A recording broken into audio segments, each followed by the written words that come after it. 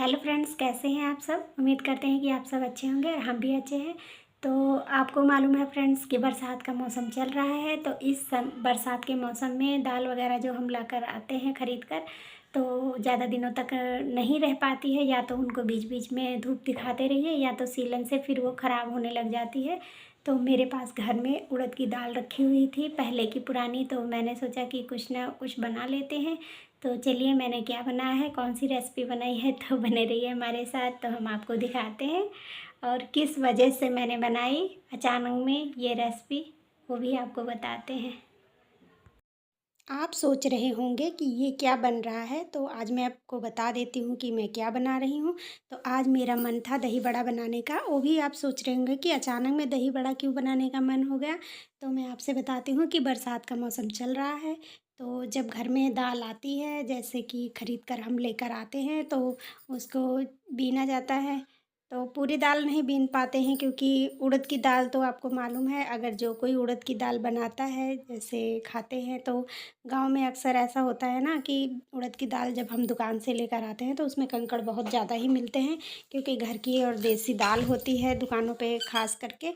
तो मैंने been been के उसको रखा हुआ था। तो अब मैं सोच रही थी कि उसको मैं कैसे कंकड़ को अलग करूँ।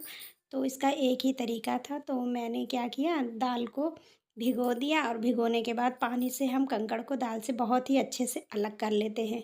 तो इसीलिए मैंने उस दाल को भिगोया और पानी से बहुत ही आसानी से कंकड़ को निकाल लिया, क्योंकि जब हम बीनते हैं तो चाहे जितना अच्छे से बीनें तो दाल में कंकड़ ज़रूर रह ही जाता है।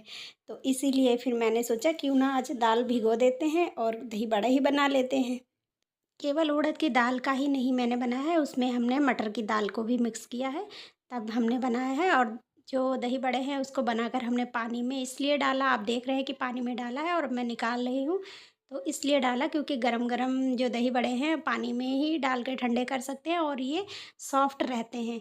और अगर आपको काफ़ी देर बाद खाना है तो आप ठंडे करके भी दही में डाल सकते हैं, लेकिन वो तुरंत नहीं खाने को मिलेंगे, उसमें टाइम लगेगा। तो मैंने इसीलिए पानी में डाले हैं और सॉफ्ट थे। और अब आप देख रहे हैं कि मैंने इसको दही में डाल दिया है। और आप सोच रहे होंगे कि दही भी कितना पतला है, तो इसकी कोई प्लानिंग नहीं थी कि हाँ, मुझे आज दही बड़ा ही बनाना है। इसलिए जो भी दही घर में पड़ा था उसमें मैंने दही बड़ा को बनाकर मतलब डाल दिया है। और मैंने बनाया है दही बड़ा मीठा वाला। आप सोच रहे होंगे कि ये किस तरह का दही बड़ा बना है, तो इसमें मैंने जीरा भूनकर अभी पीस कर डाला है। इसमें मैंने चीनी मिक्स करके दही बड़े को बनाया है।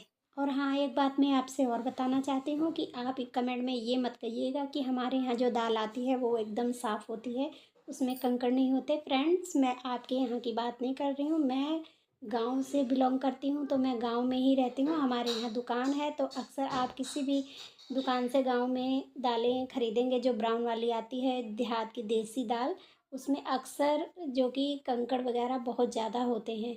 तो इसीलिए हम उनको घर पर लाते हैं तो साफ़ करते हैं। तो मैंने सोचा कि आपसे बता दूँ, नहीं तो आप कमेंट करके बताएँगे कि भैया आपके यहाँ की दाल में कंकड़ क्यों होता है। Bye bye.